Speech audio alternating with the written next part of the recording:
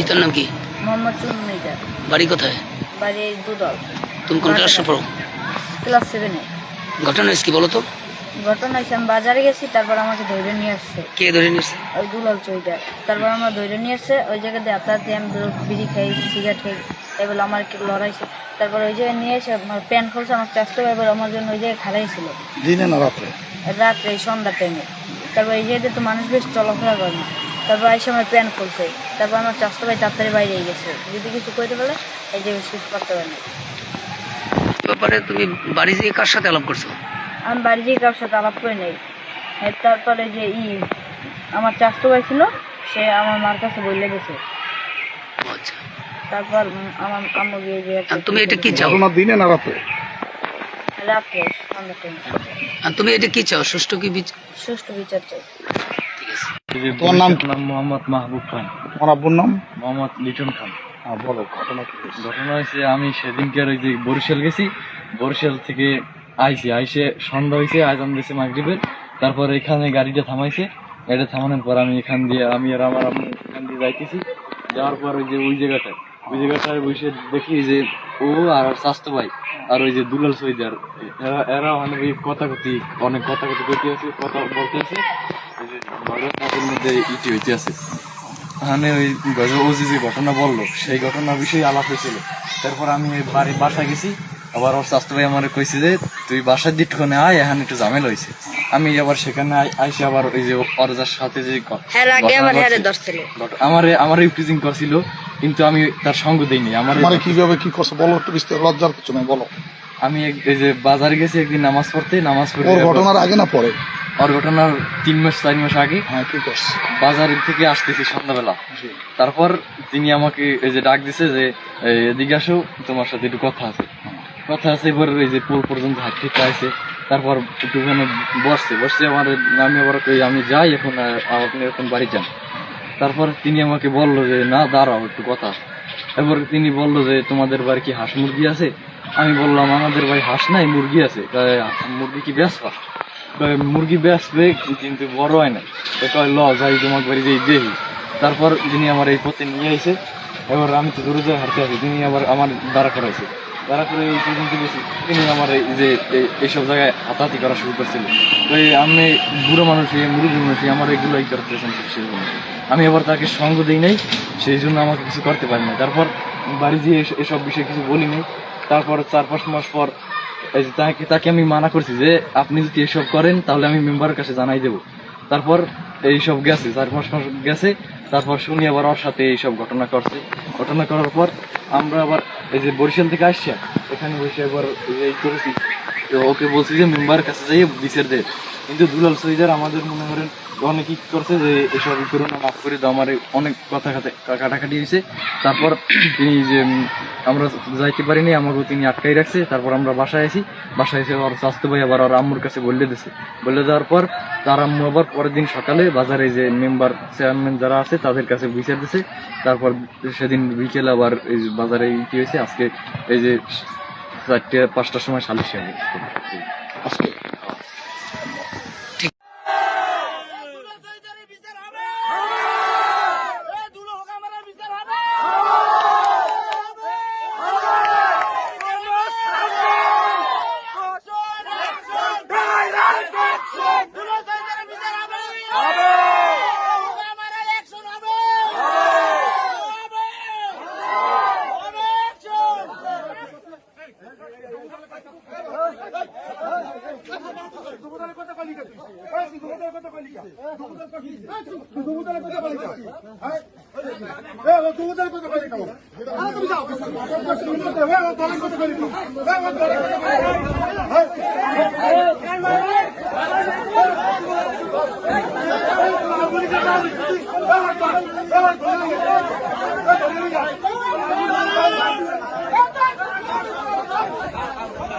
মারামারি বর্তমানে দুলো সৈদার এখন মানুষ কিছু করে না। মুসলমান হিসেবে এটা ক্ষমার যোগ্য না। মুসলমান হিসেবে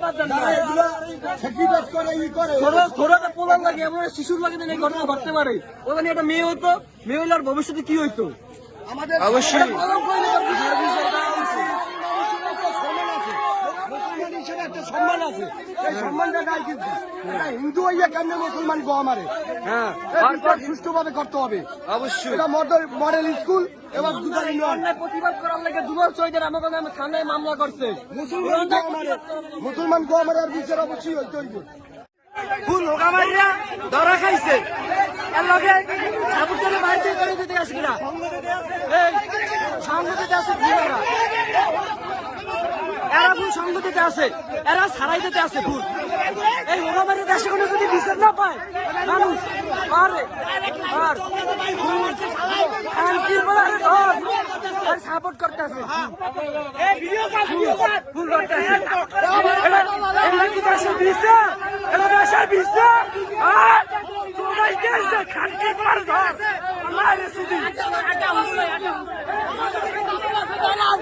আমাকে রিপোর্ট মাত্র দালাল দালালি করেন গাড়ি ঘুরা আর মারে গাড়ি ঘুরা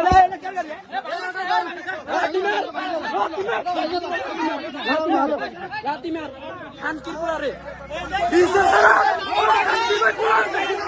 ও মানে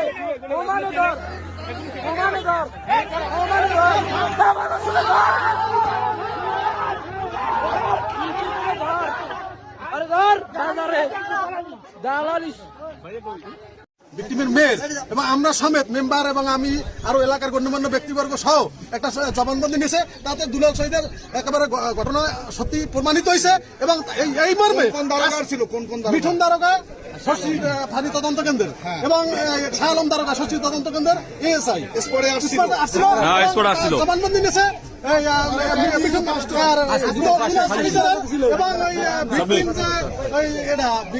ছেলে এবং ছেলের মা দুজনে জবানবন্দি নিয়েছে এবং আমরা সমেত এলাকার লোকজন গণ্যমান্য ব্যক্তি এবং জনসাধারণ সবাই উপস্থিত ছিল, প্রায় 500-700 লোক।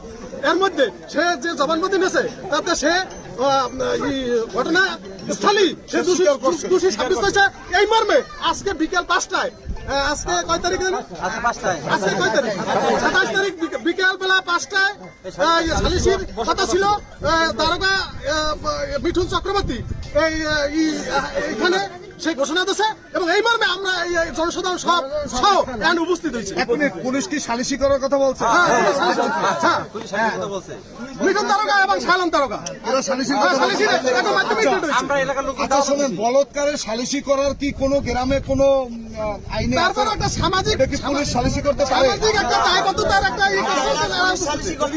আপনারা শোনেন, আপনারা কি এজন্য মামলা করছেন বা থানায় মামলা হলে মামলা যদি সালিসি আজকে না হয় তাহলে পরবর্তী মামলা হবে। আপনারা চাইছেন যে গ্রামে একটা যেহেতু চৌকিদার গ্রামের একটা চৌকিদার সেহেতু তার একটা ইয়ে আছে। আচ্ছা শোনেন, এগুলা